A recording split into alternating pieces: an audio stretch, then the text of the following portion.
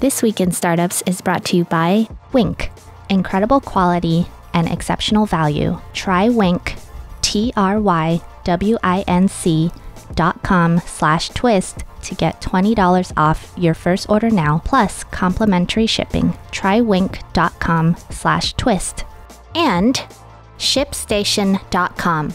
Try ShipStation free for 30 days and get an additional month free using promo code TWIST.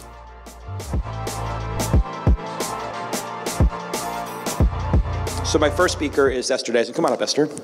And I'll do a quick, big round of applause. Yes, we're big on applause here. So 22 years ago, I was coming into the industry. I was a little rambunctious kid from Brooklyn. And still are. Still a little Thank you, Esther. I was studying, and I was trying to figure out how people became important and powerful. It was just like my obsession as a kid from Brooklyn. When you get into Manhattan, you're like, how do you become somebody? And I studied the landscape, and I saw Esther Dyson. Everybody kept talking about Esther Dyson, and she had a newsletter, a conference, and she was an angel investor. And I was like, wow. And everybody who was important, who had a question about the future, would come talk to Esther. And so then I proceeded to make a newsletter, a conference, and now I'm angel investing. I haven't figured out the fourth one. Important people don't come to me for my opinion yet, but they did for you. How did you get started in angel investing? And what was it like back then? And what was the first angel investment you did? Okay, so these are hard questions to ask to answer. I did indeed have a newsletter and a conference, and I had started a second newsletter. The first was called Release 1.0. The second was called Rel East, about Eastern Europe. And that was in the 90s. And precisely because I had a newsletter and a conference and was kind of old-fashioned, I specifically did not invest because I felt it would be a conflict. The reason I had my newsletter was because I bought it from a guy called Ben Rosen in 1983. He was chairman of Compaq and Lotus at the time, so ergo could not honorably write a newsletter about the industry. So here I was, it was early, mid-90s, and a friend of mine came to me and said, "You keep talking about people should invest in Eastern Europe. Suppose I give you $1 million. Would you invest it for me?" I said, "Oh, no, I can't. I'm a journalist." "What? How much money?" Because back then, $1 million, and in Eastern Europe, that was like 10 or 20 million. That was not an insignificant sum. So I took the money, shut down the East European newsletter to avoid the conflict, because I discovered one way to get people to talk to you is if you're writing about them. Another is if you give them money. And if you give them money, not only do they talk to you, sometimes they take your advice. So that's how I got started. It was called Adventure Ventures. One of the companies was a real winner.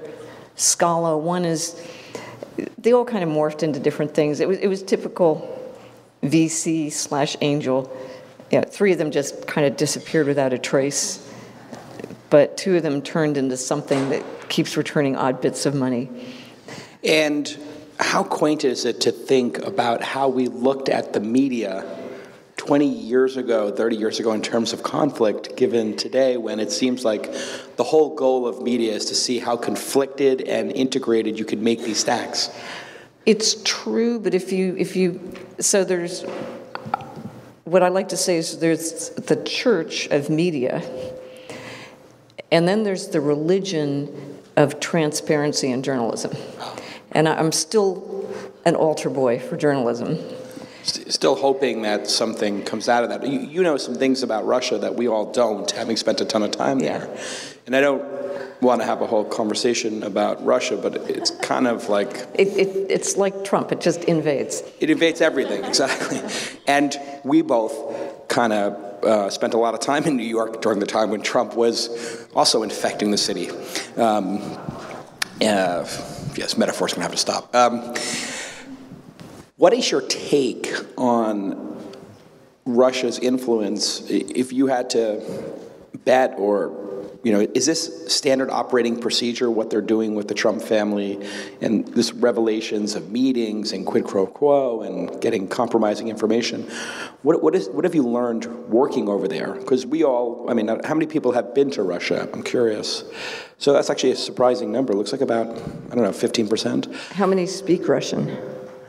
There we go. Okay. Only 4. 5. This is a pretty amazing room. Tell us about what your take on all this is. You must be watching it with some kind of insight. Well, I'm still active there. I'm on the board of Yandex, which, FYI, just did a very interesting deal with Uber yesterday around the ride-hailing business in the former Soviet Union. It's complicated. I think the purpose, let me word this very carefully, the purpose of whoever's doing this was not to elect Trump. It was more simply to create confusion and distrust and cynicism. And there's a difference there. The U.S. itself goes around the world and does stuff. They usually focus on trying to get somebody elected. I was on the National Endowment for Democracy board. We would go out and train people to write constitutions and create rule of law and do really positive stuff like that. We all know that the U.S. government has also done things that are less visible, but they're not focused on, they're trying to create cohesion, not simply what confusion. Does it, yeah, so they're trying to create chaos, they're trying to create distrust in our system, or distract us? It's more distrust. Why? That's, I guess it makes them feel more powerful. Fascinating. So if they can push our buttons, if they can murk up our system, it shows they can get to us in a way that someone like Kim Jong-il or Un likes to launch a rocket now and again to make us pay attention. Yeah. Fundamentally, Russia feels aggrieved that the rest of the world doesn't give it due respect. That, honestly, very much like the white males in our society, many of whom have lost their jobs, lost their position, that kind of thing. And those people who want to vote for Trump and get their power back, it's kind of like a perfect... They like the message. Yeah. Well, how do you think this all ends? I know this is an impossible question, but you've seen a pretty good arc of history now. It doesn't end. It doesn't end. Well, people keep thinking, so, when are we going to come to the end and then we can relax, like Fukuyama's End of History? That was probably one of the most misguided book titles ever. Right. It doesn't end. It keeps... The only way to end it and the only way to eliminate evil from the world would be to kill all the people. Right. Which is probably not the solution we want. Right. Although it feels like we're halfway there. It feels like we're trending towards that. And what is it like doing business in Russia, I wonder? You were there so early. What is it like? Yeah, I don't want this to be too all much about Russia, yeah. But Yandex is a great company. It is focused on finding knowledge and transparency. And there's a big difference. Censorship in China is, we're going to stop you from publishing this. Russia's much more comfortable with arguing rather than silencing. Yeah, it feels like there's a spectrum there, right? On the way. So when you look at how angel investing has changed over the years and how the technology industry has changed, what do you think of today's crop of companies and the opportunity for angel investing? It's so much easier to start a company and so much harder to keep it growing because there's more competition. Unless you're in the rocket business or energy with physical things, you can start with a computer or two and a dorm room mate or two, and you can get started. But the move from being a product with some people and a team to being a company that can reproduce itself, that's the real challenge now. Yes, wink, WINC is now a partner here at This Week in Startups, and it is a very fun, awesome service that I have been using. Go to trywinc.com/twist, TRYWINC.com/twist, and you take a brief palate quiz. They ask you how you like your coffee, do you like citrus, and then they start recommending, based on your palate, what wines you will get every month. And these are wines that are right in the sweet spot where I like to spend money, maybe 13, 15, 16 bucks. I'm not looking for $200 bottles of wine. My palate is not that sophisticated, but if you're a neophyte like me, but you like a nice glass of wine once in a while with your dinner, Winc is the perfect solution. Go ahead and go to trywinc.com/twist, and that's WINC.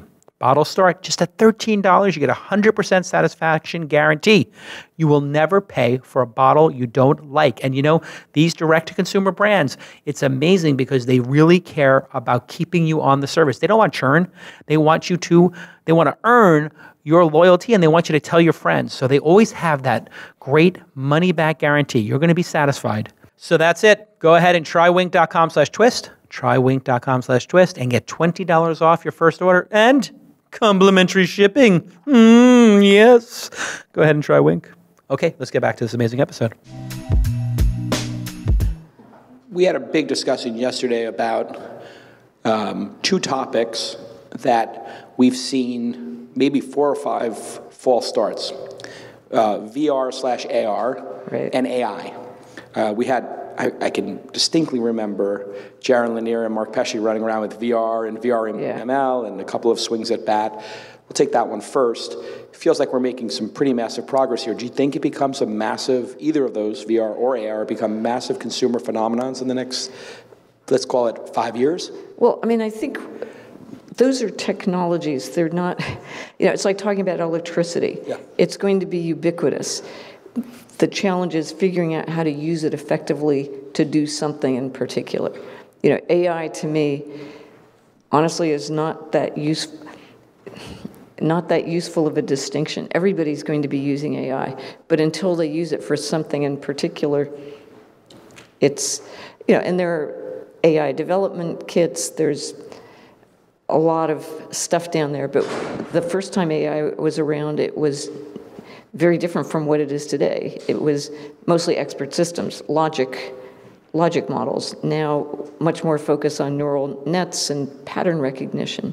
But there's other things you can do. You can intelligently model stuff. You can, natural language understanding. Again, there are different versions of it. There's building an entire ontology of the world so that you actually, quote, understand something, or there's now some natural language translation tools where you're just using strings of words and the software, quote, does not understand anything at all. Right. So it's almost the wrong lens to look at the industry, right, even though that's what the industry is doing. So the technology continues to advance, but the applications have been, just... We haven't had a company built around it, I guess, is what people are waiting for. What's going to be the AI company? Do you think that that's a false model then, that there's not going to be the why now of this company broke out because of AI? Yeah, well, I mean, you could say Netscape was the original internet company, right, but then you could say Yahoo was, or maybe Google. And I think it's going to be the same with AI. Mm-hmm. An autonomous car is very AI intensive, but there's no end of history and there's no end of AI.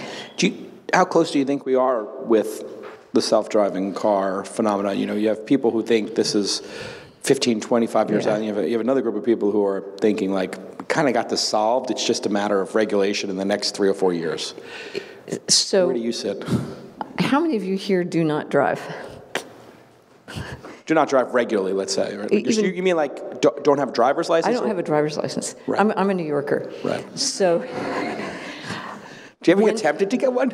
Have you ever had one? I've driven a golf cart. Yeah. How was it? Oh, it's a lot of fun, because I also drove a Tesla around a parking lot once. When people think about driverless cars, most of them think of a driverless car versus themselves. Right. And they, of course, are perfect drivers. So for them, the notion of a car that doesn't have a driver like themselves at the wheel is kind of scary. When I think of a driverless car, I compare it to the people I've sat next to who were texting or talking to me or getting excited, and I'd much rather have a driverless car. Right. The biggest challenge is going to be standardization of behavioral norms so that driverless car B going behind driverless car A can predict accurately what driverless car A will do, even if they come from different vendors. Because then you can, in theory, pretty much predict everything, including if somebody runs into the street. Driverless car B knows what driverless car A is how they're going to react. Right. So it's that standardization, and then, of course, regulatory recognition of it that's going to be the most important. Well, how do you think that shakes out? Do you think we're going to just see these, towns in China or somewhere Pittsburgh where... Well, yeah, that's the kind of the argument. Is it going to be some mayor in Pittsburgh who says, hey, we're going to do this to get attention, or is it just going to be somebody in China who just says, hey, by the way, the whole city's going driverless by this date, you can't drive in the city? I think you overestimate how fast things respond to the government, even in China. Right. So I suspect it's going to be mayors in a bunch of cities, and then it will spread. 10, 20, 30? Where do you put it in decades? 1, 2, 3? Well, again, is it 10% or 40%? I think 10% in 5 years. Wow. That may be over-optimistic because I'm optimistic. Yeah. I always like, the way I do the betting line is, when will the majority of rides in a major American city, just looking at it from our lens, be autonomous? So the majority of rides. Yeah. Because, you might have 3 people in each car. You might have buses. You could have mini buses. Yeah. It's going to be all kinds of configurations. Whenever it is, I think it's going to tip rapidly. Hey, everybody. Let me tell you about one of our new partners here at This Week in Startups. It's ShipStation. Now, I got to be very delicate when I say this. ShipStation.com. S-H-I-P, station.com. It's the #1 choice of online sellers. So if you're selling online, you know that getting orders out the door quickly is hard. That's why you need ShipStation.com. It's fast and easy to manage and ship your orders all from one place. You want to keep those customers happy. So whether you're using Shopify, Squarespace, Etsy, BigCommerce, WooCommerce, or any of the other popular selling channels, you should be using ShipStation. And it brings all of your orders into one simple interface. It's easy to manage from any device, including your mobile phone when you're on the go. It brings all of those orders into one interface so that you can use shipping labels from all the top carriers, UPS, FedEx, the U.S. Postal Service. They do a nice job over there as well. And you can ship more in less time at the best rates available. So let's get to the call to action here. This is important for all of you in commerce land. I want you to try ShipStation for free for 30 days. And know that you're going to get that second month free if you use the promo code TWIST, T-W-I-S-T. So go to ShipStation.com before you do anything else and click on that microphone at the top of the homepage and type in TWIST, T-W-I-S-T. ShipStation. Make ship happen. Thanks again for joining the This Week in Startups family. It's great to have a new partner here, and ShipStation.com does a great job. Remember to use that promo code TWIST and give them a little bit of love. Go ahead and try the product. You're going to love it, especially all you e-commerce people out there who have these packages to ship. E-commerce is becoming such a huge business, and all these great companies are coming along to support it, including ShipStation.com. All right, let's get back to this amazing episode. I wrote a piece for LinkedIn dated 2024 about these 2 kids who, they were teenagers, of course, went and kind of hacked their parents' car so that they could drive it manually. And they went onto the highway with this, with people at the wheel, breaking all the safety regulations. Right. And of course, they immediately got arrested. Yeah. Was there a career that you wanted to have outside of the one you've had when you look back now? Like did you want to ever be a science fiction writer or like a TV writer? I could see that. It's like the most excited part of our conversation. It's like, I have this great story. It could be the start of the next Blade Runner. Right. All right, let's talk a little bit about what you're working on now. I remember last time we talked, you were getting very interested in health, and you were interested in cities, and you're always kind of pulling different threads to see where they go. What thread are you pulling now? Well, so what I'm doing right now, as a journalist, I asked a question, having gotten more and more interested in healthcare. I'm on the board of 23andMe. Why are we spending so much money fixing people when it's too late? As in, car crashes versus why don't we invest in keeping people healthy or in good driverless technology? And the reason, of course, is our government systems and our investment systems are all incredibly short-term. But if you do the math and you think clearly, if you prevent diabetes for, say, $5,000 a year, 10 years later, you'll be saving $20 or $30 or $40,000 a year per person. It's crazy what we're doing. And of course, it's not that easy. You need to change the food supply. You need to change early childhood education. People need to exercise more. It's without becoming a total nanny state. But what we're trying to do, I started a nonprofit called The Way to Wellville. We're working in 5 small communities, including Lake County, which is just north of here, and where I'll be going on Monday. We're just kind of simulating long-term policies around early childhood education, parent counseling, changing the food supply, double up food bucks, mental health support, that kind of stuff. It's a 10-year project to show what it looks like if you do that. And of course, it's not a gamble, it's a controlled, but put it this way, it's not guaranteed to succeed. And these are normal communities that want to become healthy, so we're trying to help them do that. So they've opted in, they've said, hey, make us healthier, and then you can try these policies, then maybe they'll go to Washington or something? Or they've said, we want to be healthier, come help us do it ourselves. Yeah. It is completely not a nice white lady is here from New York to tell you how to live. Right. It's much more, we want to do this, but we need, just like an incubator. Yeah. We need help developing capacity. So nobody from all these great diabetes prevention companies comes and calls on the people in Lake County. These are the neglected parts of the country. Nobody, the big foundations are giving money to Detroit or to Oakland, not to Lake County. So we're trying to, there's 5 of us in our team. We're trying to use our connections, our, all that stuff, our familiarity with things like accountability and management for impact and stuff like that, and help the communities build it for themselves. You've, I'm sure, heard, don't give people fish, teach them to fish. Yeah. We're helping them build their own fishing schools.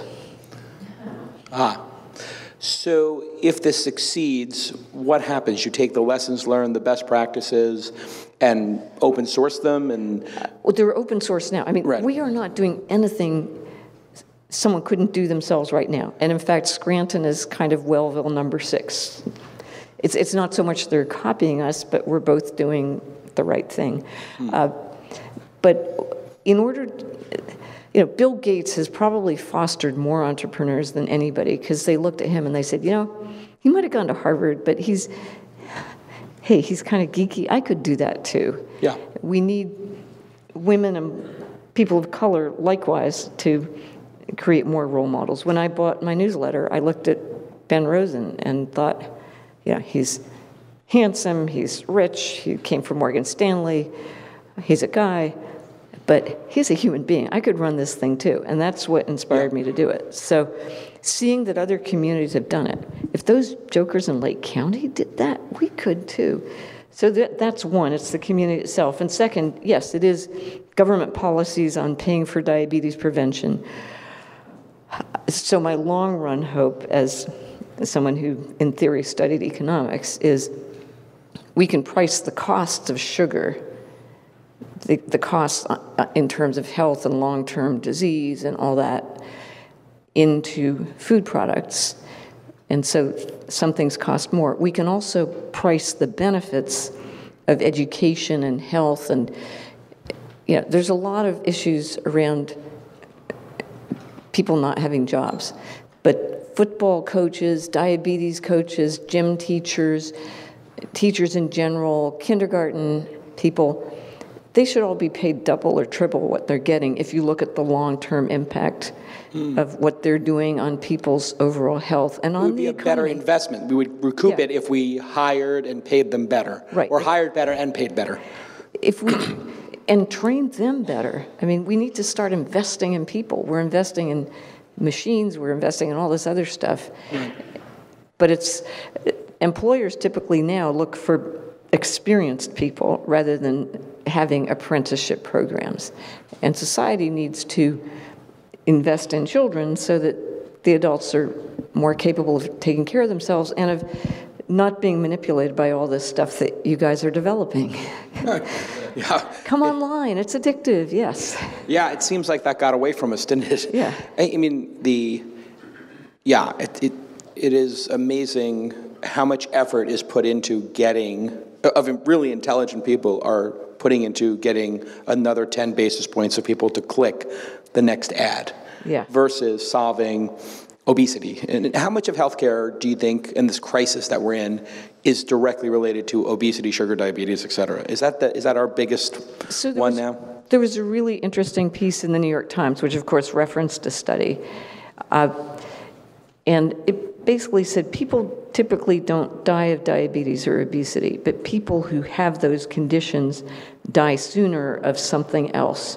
And so it's like an accelerator for all these other causes of death. Now, everybody dies eventually, so to say something is a cause of death is not, it's a weird thing, but what diabetes and obesity and the related inflammation and heart conditions and hypertension, they accelerate death. So they're the causes of prematurity of death in a big, big way. And they're just trying to figure out those numbers. So I've now started studying neuroscience, and I came up with this formulation that addiction is short-term desire and purpose is long-term desire. The challenge is moving all those dopamine cycles and learning gratification that focuses more on the long term in a society that focuses on the short term. We'll have cookies out in a minute, so just sit tight. They're coming. It is fascinating. Thanks for these scrambled eggs. They were great. Well, we actually, it's very interesting. We really focus on having protein and vegetables and kind of starting there and then having the other stuff. But it is definitely something we all have to take action for. Also, we've eliminated plastics. Like there was another thing Gigi was pushing me on. So now we do water filters at all of our events and give out glass bottles. And we're probably saving tens of thousands of plastic bottles a year between 3 or 4 events. Let me end on jobs, because it seems like jobs was how Trump got in there, or the fear of jobs, or the concern about jobs is a big part of it. And we continue to see good employment, wages don't raise. The employment statistics seem massively manipulated by both parties over a long period of time. But the wages don't increase, but taxes have gotten lower. We're going to make them even lower. And automation seems very real this time. And it seems to me that obviously the 30 million people working in our country in retail and driving people around, those jobs are going to go away, or some very significant majority of them will go away. Are you worried about our society and jobs, or do you think it's, Mark Andreessen was kind of saying everybody worries about this and it always gets worked out, but that's not always the case, right? So what do you think? It can get worked out if we work it out, and that's what I'm trying to say. I want to see more people employed with purpose, helping other people to fulfill their purpose. I want more people to be paid more for doing things that only human beings can do, which are fundamentally teaching, caring, supporting, communicating. Separately from that, but not entirely, one of the issues is it's not just about income, it's about income volatility. The unpredictability of earnings creates huge amounts of stress. The unpredictability of work shifts, that's one reason people go to Uber. They can control their time, but they can't control their income. Right. So that creates, again, stress. It creates inability to plan. If you look at my book list, those 3 books kind of inform everything I'm thinking about now. One is called Scarcity, Why Having So Little Means So Much. And it explains fundamentally what it talks about poor people and why they seem to do stupid things. And it explains that by saying, hey, you person reading this book, you're probably a rich person, and you're probably really short of time. Think about the stupid things you do because you're short of time. You double book, you miss your girlfriend's birthday, you juggle appointments, you have a meeting and you have to run out the last 15 minutes of the meeting, or the last, probably we're running over three minutes of this session. You're thinking about, I need to get to this other meeting. How can I kind of politely tell this guy goodbye and go to the next meeting? And so suddenly it clicks. If I spend 10 minutes here, I can't spend 10 minutes with that person. How many of you, when you buy your latte, think, well, then I can't buy the socks? Right. For a lot of people, if they pay for the car to be fixed, they can't buy the sneakers for their kid. And it's, the kid maybe can survive without the sneakers, but the stress of making those decisions all the time adds up. Yeah, I lived it, growing up. And what are the other 2 books? Let's see. I think it's The Biology of Desire, Okay. which talks about how addiction is, it's a learned disorder. It's not a learning disorder, but you learn to be short-term. You should read the book. Yeah. And then the third one is, Daniel Kahneman, Thinking Long and Slow. Yeah. Thinking Slow. Short and... Fast and slow. Fast and slow. Yeah. Thank you very much. You know Daniel. Yes. Yeah, for a long time. What's he like? Brilliant. Just brilliant, yeah? Yeah. Like, just everything that the book sort of... Well, the books are really, really smart. But if you want to know about the guy, there's another book called The Undoing Project. Michael Lewis's. By Michael Lewis. I read it. It's pretty great, yeah. Yeah, as opposed to Mark Lewis, who wrote The Biology of Desire, who actually lives in the Netherlands. Awesome. Let's hear it for Esther Dyson. Thank you. Thank you so much.